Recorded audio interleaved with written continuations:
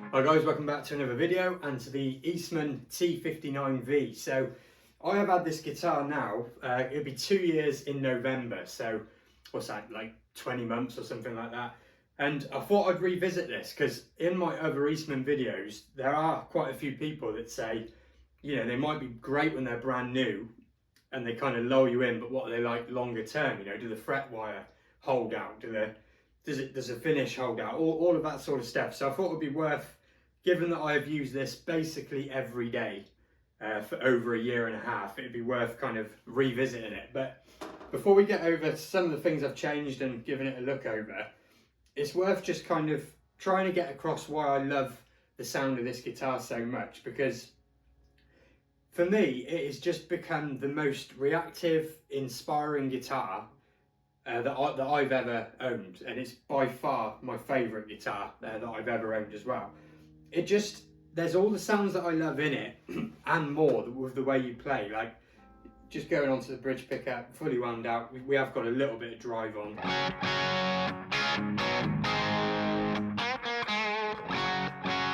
But I can back that off a bit. Then play with fingers, you know.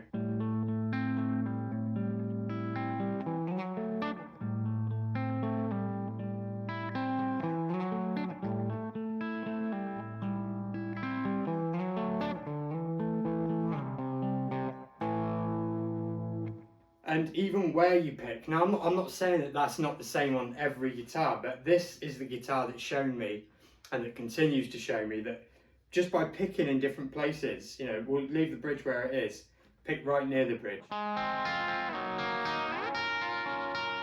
go by the neck,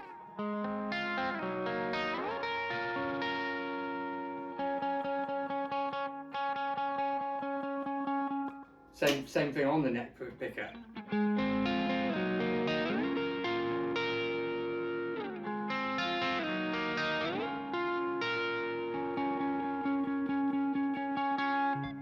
And like I said, obviously that is the case on other guitars, but it's this guitar that kind of inspired me to do that.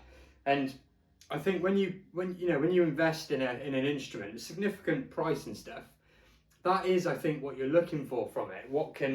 How can it inspire me? What can it show me? And I feel that this guitar has done more of that than, you know, over the time that I've had it, and continues to, than any other guitar. And it does out there every sound I really like, whether it's sort of, you know, bluesy stuff on the neck pickup,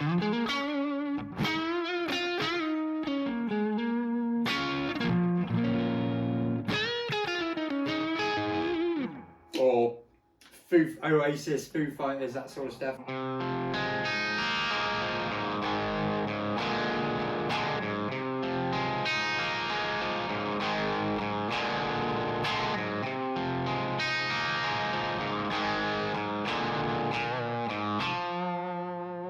Backing off a little bit for the Foo Fighters, the intro things. What is that?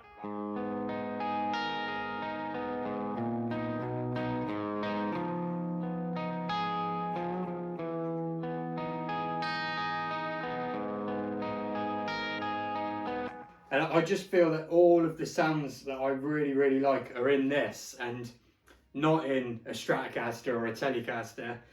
Even to a point, a Les Paul, there's an earthy kind of bluesy rootsness to a semi-hollow, I think, that even a Les Paul doesn't seem to have. Let's get a bit of drive on there.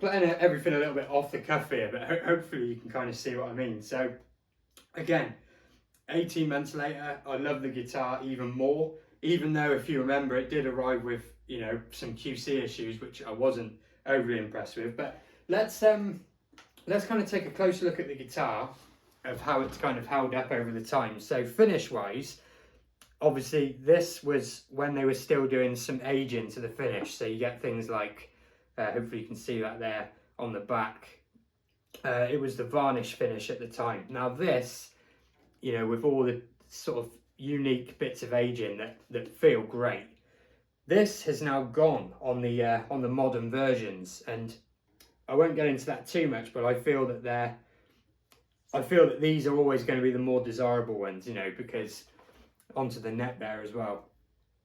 It's such a vibe and so well done, but they've just stopped doing it as the numbers have increased, I suppose. But yeah, that's a video for another time, because I am probably going to get one of those in to compare at some point. But looking at the fret wire, again, played this guitar. Hopefully you can see that. I can't actually see the screen on the camera from where I am. But fret wire, it's held up absolutely perfectly. Now don't get me wrong, I do take care of my stuff, you know, I do clean up the frets every restring. I do hydrate the board, clean it, all that sort of stuff. But in terms of wear, you can definitely see where it's starting to flatten off the tops of the frets, but nothing kind of out of the ordinary. Hopefully you can see that. But, you know, the guitar, if anything, has just gotten better and better over time. And actually, because I've had a couple of new Eastmans, you know, during that time, I found that to be true with all of them. That it's the old thing, isn't it? Once you play a guitar in, but I've never seen it so extreme as the Eastmans. My Gold Top was the same. This has definitely been the same, and I know my friends have got Eastmans that have also been the same. The only thing that I've changed on it, very subtle, haven't changed the tuners. The Goto ones you get on the V's instead of the Pingwells are noticeably a lot better. I'm not a massive fan of the Pingwells, but you get the Gotos here, so that's fine. But I did put these reflectors that are kind of slightly aged and a white switch tip as well, just to kind of, I just felt it looked a little bit better. And I've definitely been guilty of calling this a 335, probably done it in this video, but with the, you know, with the split inlays and the ebony board, it is more 355, you know, just in its spec. But I just felt that these reflector knobs and this white switch tip, it just looked better than the all black, I thought. So the only other thing to kind of say, I suppose, is that if you did watch, you know, if you've been following for a while and you watched the first video I did with this, we compared it against the T64. Everything I've said up to now in this video about this guitar arguably is even more in force with the T64, specifically that T64 that we looked at. And I have tried to buy one of those a few times, believe me, specifically again the older ones with the varnish.